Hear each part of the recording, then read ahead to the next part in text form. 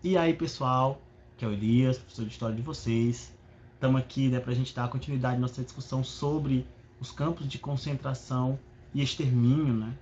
Digamos assim, os principais instrumentos aí uh, da chamada solução final, né, que foi o extermínio aí de milhões de judeus e outros grupos pelos nazistas durante a Segunda Guerra Mundial. Né? Então, na aula passada a gente falou, né, o que eram os campos de concentração, como é que surge essa política, como ela foi se construindo ao longo da década de 30, o que era a solução final, né, pensada aí pelos nazistas, e aí qual era a diferença entre o campo de concentração e o campo de extermínio. Então, hoje a gente vai comentar mais sobre a situação no interior dos campos, né? Como é que era essa situação no interior dos campos. Então, pessoal, eu recomendo que vocês façam alguma anotação, tá? Anotações aí, às vezes ajuda, né, a fixar melhor o conteúdo, a compreender.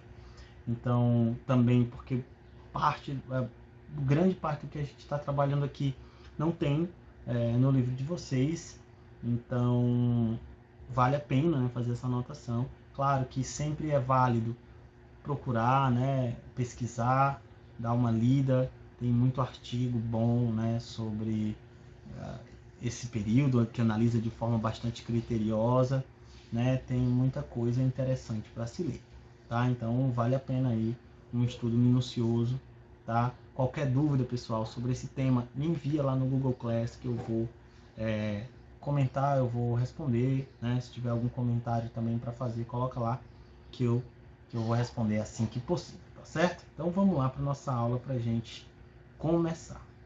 Então, pessoal, eu resolvi começar com um trecho, né? Um trecho das memórias do Primo Levi, né? Primo Levi que foi um escritor, né? Que sobreviveu aos campos de concentração. E ele traz essa descrição, esse trecho, para a gente refletir mais ou menos o que significava, né, estar dentro, né, estar nesses campos de concentração. Claro que de uma forma muito parcial, né, já que a gente jamais vai conseguir entender exatamente o que era sentido, né, ao estar ali, ao estar vivenciando aquela situação desumana, né?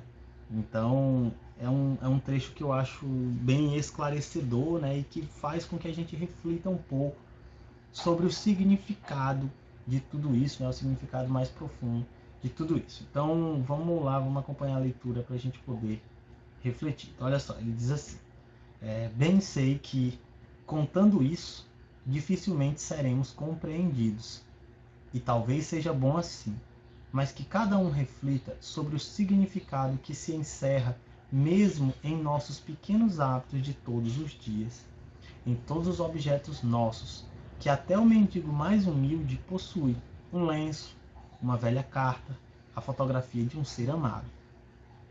Imagine-se agora um homem privado não apenas dos seres queridos, mas de sua casa, seus hábitos, sua roupa, tudo, enfim, rigorosamente tudo o que possuía.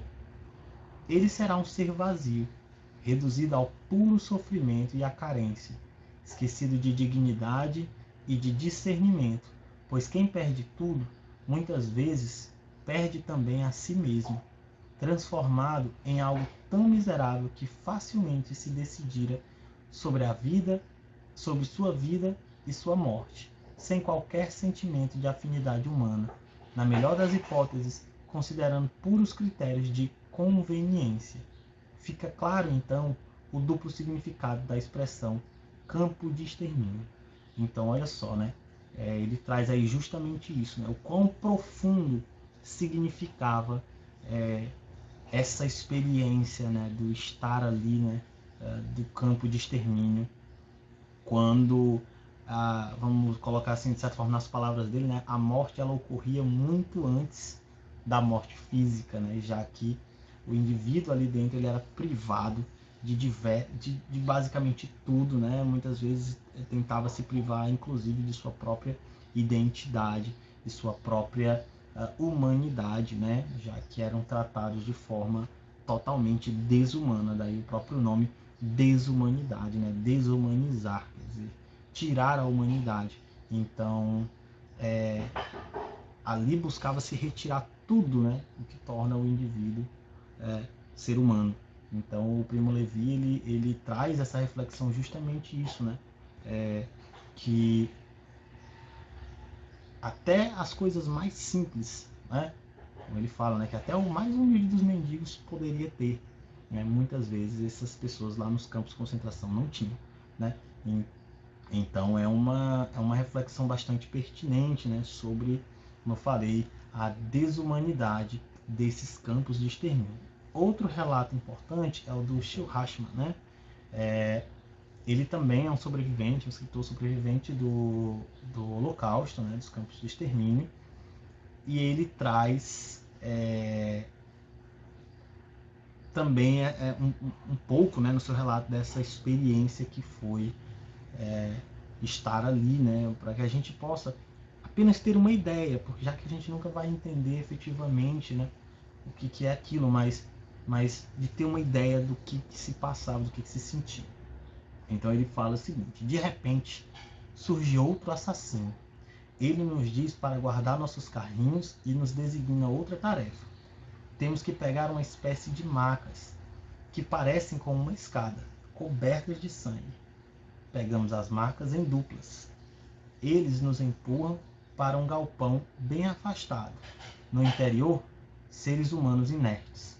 Formam montes de cerca de um andar de altura. São pessoas asfixiadas, né? Então, olha aí, uma descrição, né, do Shil Hashman de como é que eram muitas dessas aí, né, essas pessoas asfixiadas nas câmaras de gás, daquilo que eu já havia falado anteriormente. Então, pessoal, aqui o Holocausto, né, a solução final, os campos de extermínios demonstram essa realidade aterradora, né, que foi esse genocídio, né, de uma proporção inimaginada até então, né? Inclusive muitos naquele momento, inclusive duvidavam, né, da própria existência, né, dessa situação, e ainda hoje, né, existem aí quem duvide, quem questione, né, a existência do Holocausto, muitas vezes por conta da sua monstruosidade. Ela é tão grande, né, que muitas vezes faz duvidar se ela realmente foi possível, né? Mas, no entanto, existem inúmeros documentos e provas, né, que constatam a existência dessa política de extermínio empreendida pelos nazistas, tá? Então, pessoal, vamos lá para a gente poder entender. Então, como é que é a situação nos campos, né? Como é que a coisa ocorria, tá?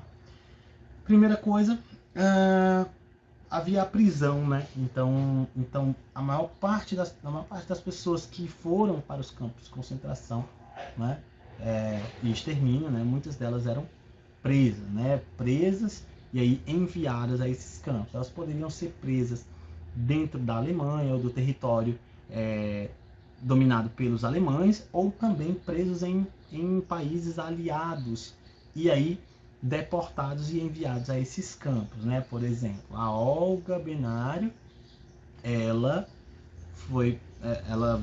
estava no Brasil, participou da Revolução junto com a intentona comunista junto com o Júlio Prestes.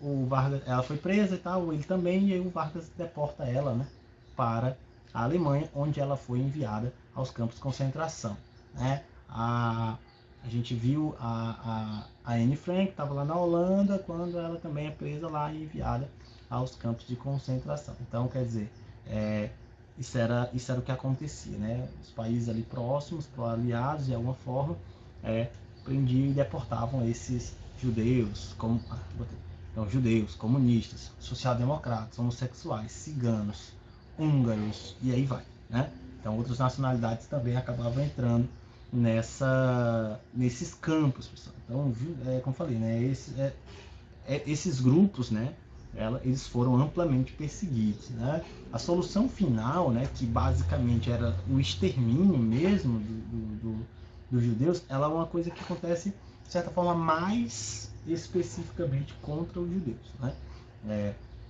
Então, por isso, né, o número tão alto, cerca de 6 ou 7 milhões de judeus assassinados nesses campos de extermínio. Então foram, de certa forma, quem sofreu mais com essa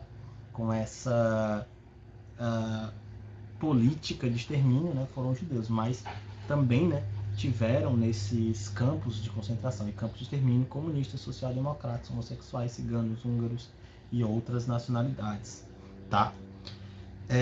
E aí, como é que isso acontecia, né? Eles eram enviados, né, em trens, né? Então eram colocados ali, então eram milhares, né? Eles eram alojados nesses trens, em sua grande maioria trens de carga, né? Não eram trens de transporte humano, eram trens de carga. E num vagão que, vamos supor, cabiam, sei lá, 20 pessoas, colocavam-se 100, né? Ou mais, tá?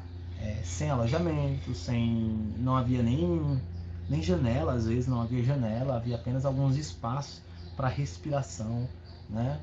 Às vezes esses trens eram de transporte de animais, então tinham apenas espaço para respiração e geralmente eram pequenos. Então, imagina eles lá nesse trem, né? Então, um trem apinhado, né? Então, um vagão que cabiam ali 20 ou 30 pessoas, colocavam-se 100, 150 ou mais, sem poder sentar, né? Porque não dava para sentar, todo mundo pelo menos não dava para sentar. Como era muita gente, né? O ar ficava extremamente rarefeito, então era mais difícil de respirar.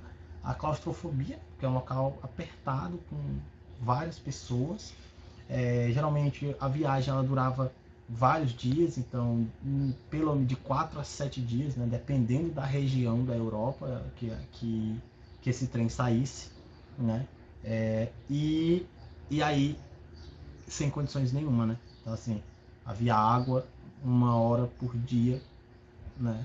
Ou às vezes acontecia no final de semana, como os guardas não trabalhavam, eles trancavam eles lá e só voltavam, sei lá, eles fechavam a sexta-noite e voltavam na segunda. Então, durante esse percurso ficava sem alimentação, sem água, não tinha banheiro, não tinha, ou seja, estava privado literalmente de tudo, né? Ou seja, condições extremamente desumanas. E aí tem aqui 2 relatos, né? Um do Elie Wiesel, né? Que que também, né, participou, né, esteve nos campos e sobreviveu. E aí ele conta, né, um pouco sobre como é que era essa condição de estar dentro desses vagões. Ele diz assim, ó, impossível esticar o corpo e também não havia como todos se sentarem. Decidimos nos sentar por turnos. O ar estava rarefeito. Felizes os que estavam perto de uma janela, podiam ver a paisagem florida. Então, olha só,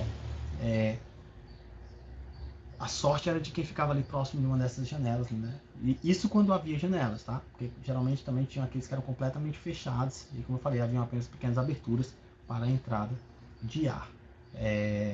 Então era uma situação bem difícil. Passavam-se vários dias em pé e nesse revezamento, né? Em pé e às vezes podendo sentar, sem comer, sem água, né? Na maior parte do tempo, sem condições para realizar suas necessidades fisiológicas, né, básicas.